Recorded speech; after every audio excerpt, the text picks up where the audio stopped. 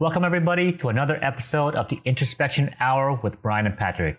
In today's episode, we want to talk about self-esteem. Now, our goal for this episode is that by listening to our stories, you're going to be able to understand it, internalize it, and apply this to your own journey.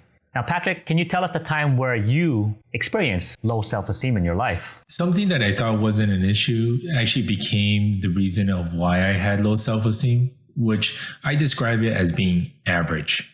And when you're average, people don't mind if you're around, but people don't look for you if you're not there. And what that actually does is it made me feel so invisible. You know those scenes in movies where there's a person in the middle of New York City and all this stuff is going by and no one really knows or cares what that person is, who that person is, what they're going through. That's how I felt when I was averaged in circles of friends or activities, whatever you want to call it, like in terms of activities of life. I kept feeling like I was oblivious to everyone. So that really brought my self-esteem down pretty low because it made me feel insignificant. So, Patrick, I just want to clarify, like the way you're describing it, it made it seem like you had no meaning to people. Is that correct? Me feeling average ended up chipping away at my confidence and my worth because I wasn't as good as I thought I was, or wherever I thought I was, however smart, however cool, however, happy I thought I was, it kept reminding me I wasn't as much as I thought I was. And so it's like this slow, like little by little chipping away at my self-esteem. And then it got to this point where it stunted me from doing anything. So Brian, what about you? How do you define your low self-esteem point?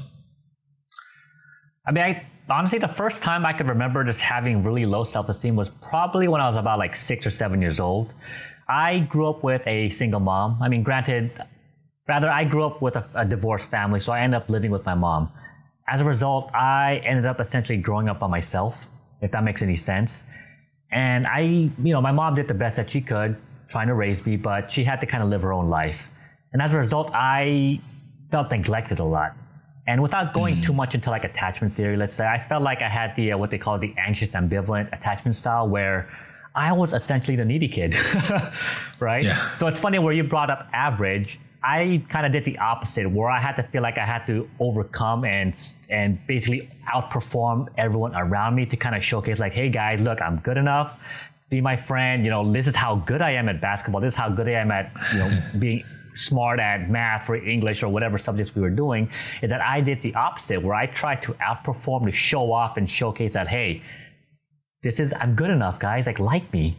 And I realized that affected my self-esteem quite a bit, because that took me all the way to high school, where everything that I did was for the importance of other people to essentially pay attention to me. And that's where my self-esteem issues comes in. It's just basically this feeling of like, I'm not good enough, therefore please acknowledge me and provide me some attention. I remember that, when you were growing up, Brian, and knowing you over the several decades that we know each other, I remember you shared with me another time in your life where your self-esteem got low again. What was that time? The time that I could remember where my self-esteem kind of started waning again was when my ex-girlfriend just graduated from the MBA program at the University of Michigan, which is kind of like I think a top 5 or top 10 school. We had just moved to Seattle, where she had gotten a job at Microsoft, okay? And all of the people that we were essentially hanging out with were, in my opinion, were considered like smart. The reason why I considered them smart, because they all had MBA programs, or some were from Harvard, some were from like top prestigious MBA programs in the nation. And when we're interacting with these people, they're talking about business, and they're talking about like stock markets, investment, just anything like adult life, right? And I didn't know any of that topics. Like I consider myself to be a very immature person compared to these people that we were interacting with. And as a result, that really affected my self-worth, because I felt like I was stupid. As simple as that sounds, I felt like I wasn't capable of interacting with the same groups of people in the same room, because I want to talk about this, let's say like sports or things like, what are you doing for the weekend? People want to talk about other issues that were not related to like trivial things such as those. And that's the part or the times where I really felt like my self-esteem really took a hit. Like Pat, we talked about our stories of how you end up with you were dealing with low self-esteem issues. I ended up dealing with low self-esteem issues. Like, tell me, can you Like, how did you end up overcoming your issues with low self-esteem? It's more like when I was average, or, feeling like I was average, and it was bringing my self-esteem down. I kind of just try to brute force it and develop all these credentials on paper to become above average. And that did work. That helped my self-esteem a little bit. When I became unemployed, I think it was about 7 years ago, like 7, 8 years ago, I became unemployed. It started to remind me of how I was actually worse than average. I was below average in a sense. I thought I was the shit, like I had these credentials on paper that was really good, but I wasn't getting hired. I was getting callbacks. I wasn't getting any interviews. And it's like the third month into my unemployment. And at that point, my self-esteem just dropped. It went from, this really high kind of, I have this, blah, blah, blah, blah. I've accomplished this, to, wow, none of that means anything. So what was that all for? So it brought back all my low self-esteem feelings, my feelings of being oblivious. All the work that I did was kind of for nothing. And it kept going on, month 4, 5, 6, and somewhere around then, kind of the middle of it, maybe I was starting to accept it. But there was something that I remember doing, which is I have a lot of time, so I should do something with my time. And even at that point, my life and my headspace was just around my career. Okay, so let me go to a network. Should I find a networking event that I can maybe make a connection, get a job, and improve my career, start another business, to be an independent, whatever. Everything kept revolving around my career. And around like the 7th or 8th month, I realized that wasn't working. So I just kind of asked myself, like, what do I want to do? And it brought me back to this value that I have of, I'm okay helping people. I like it sometimes. And I started volunteering, and I started helping people, whoever told me they needed help. The act of helping and giving, Brian, is not the thing that got me out of it. What it was it made me realize that stuff makes me happier more than my career. So I spent the last, 9 months, I'm still unemployed, and I'm having this epiphany that my career is not my life. And I'm also in that same epiphany realizing that I spent my entire life up to that point thinking my career is my life. That's how I'm defined. So until I could separate it out, man, that moment when I separated, I'm like, wait a minute, no. I'm not going to let my career define my life. That was like, right? So it switched, where my career was 90% of my life before. It took all my energy. It took all my efforts. Everything I did was to improve my career. Kind of at that point in my life, I said, nah, it's going to be like 10, 20% of my life. There's going to be other things that I pursue. So to me, that was my point when I made a change. I got out of it. But it took me to the point where I was like, man, what am I living for? And the realization, it was just my entire career. And I didn't like that. So kind of I made that change. What about you, Brian? How did you grow out of it? Losing a job is one of those things where I feel like I would definitely feel really down and low. And especially my self-esteem would definitely have taken a hit, Pat. Interesting story you told us. Like, is this something you're still dealing with? Like, do you still feel like you have low self-esteem? I'm pretty done with it. Self-esteem, for me, when I stopped connecting my self-esteem and my worth to my career, it was really liberating, and I haven't looked back since. I remember telling myself, how could this be, right? Like, I spent most of my life trying to advance my career, and I was scared because what do I fill the rest of my life with now that that's gone? And it turns out there's a lot of things in my life that you could fill that up with that actually builds your self-esteem up, and it keeps it there. So it's sustainable is probably my best thing that I could say once I did that. So I haven't looked back, right?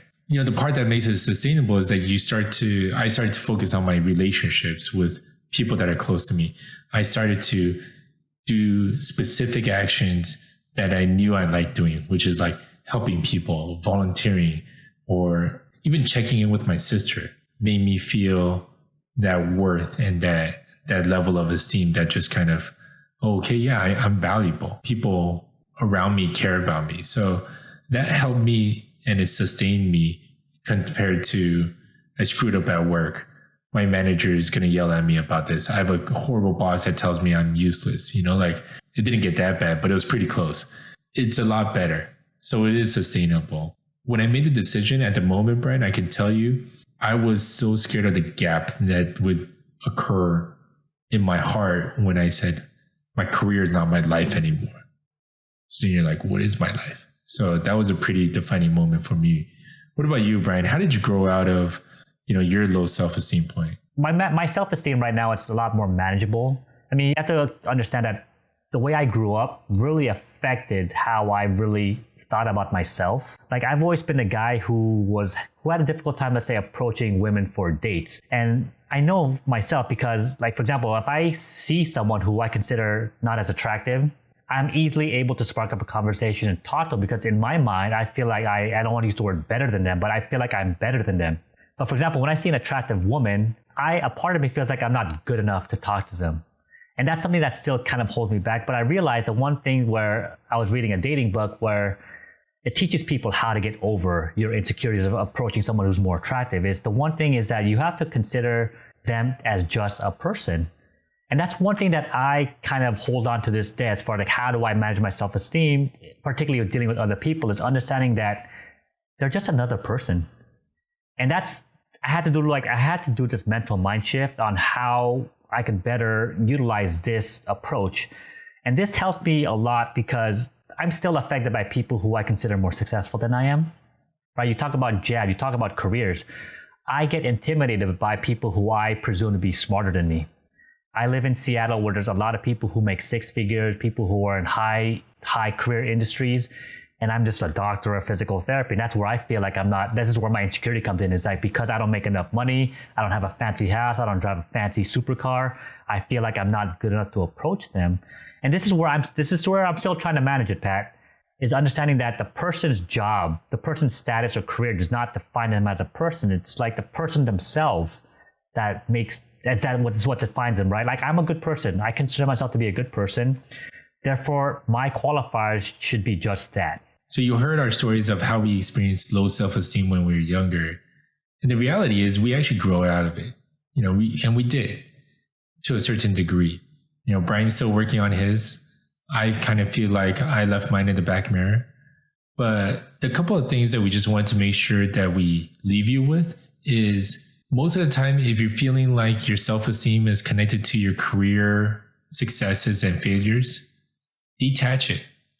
Take it apart. Don't let that define your life. Or if you're dealing with multiple reasons of why you're looking at low self-esteem, start treating other people as just another human being that you are qualified to talk to because you are a human being. And when we get to that level, folks, we're going to be authentic with each other. And that's just going to help us overall. And one of the main things is you can't let your self-esteem be defined by other people or other things. You got to define it yourself for you and internalize it. So for insights like those, make sure you like and subscribe and join us for another episode of the Introspection Hour with Brian and Patrick. Thanks, guys.